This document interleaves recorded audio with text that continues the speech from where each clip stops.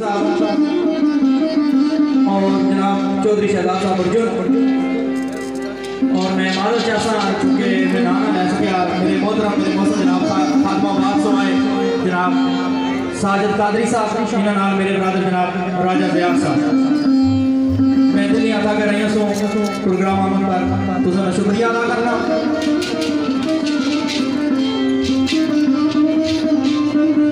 और इस शेर में अगली वासा जनाब राजा अजीम साहब चौधरी काशी साहब चौधरी नासर चौधरी शोएब और जितने भी असर हैं भरा जनाब बरूटियां ग्रुप ने आए उन्होंने डाला तो आखिरी शेर इस जमाने अंदर इस बाद जिस मकसद मतलब वास्ते आज नहीं है महफिल का इनकार हुई वो सवाल है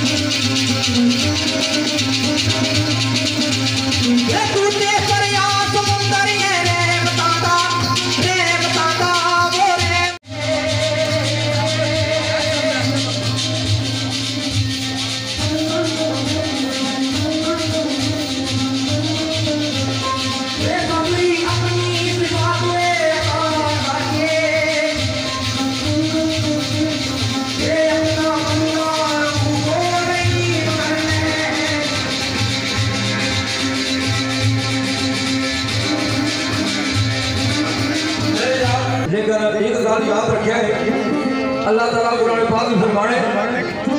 कि बाड़ा शदीद मोहब्बत करो अगर सब तो ज्यादा दुनिया में कोई असली मोहब्बत ना मुस्तहिक है तो सब तो पहले अल्लाह की जात है उस तो बाद सब बाकी हस्तियां क्योंकि असा अल्लाह के मनिया नबी ने दसने नबी की मनिया अल्लाह ने हुक्म नाल और कोई ऐसी हस्ती नहीं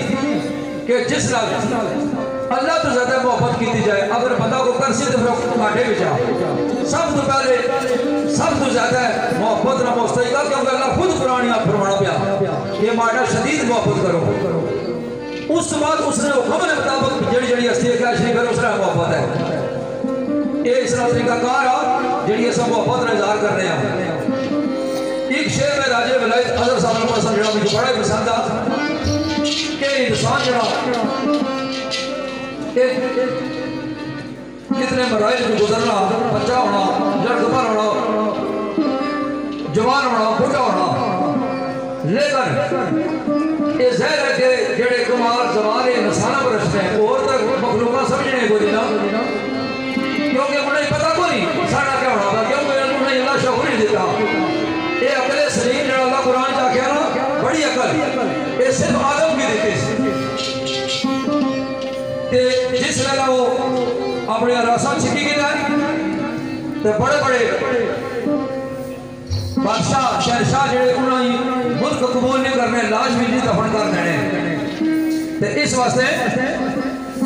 उसने बरगाह च रही, उसने कुदरत के सामने रही, तो बंदे की आजज ही होना चाहिए। ते सरकार राजा वलैत अदर साहब फरमाने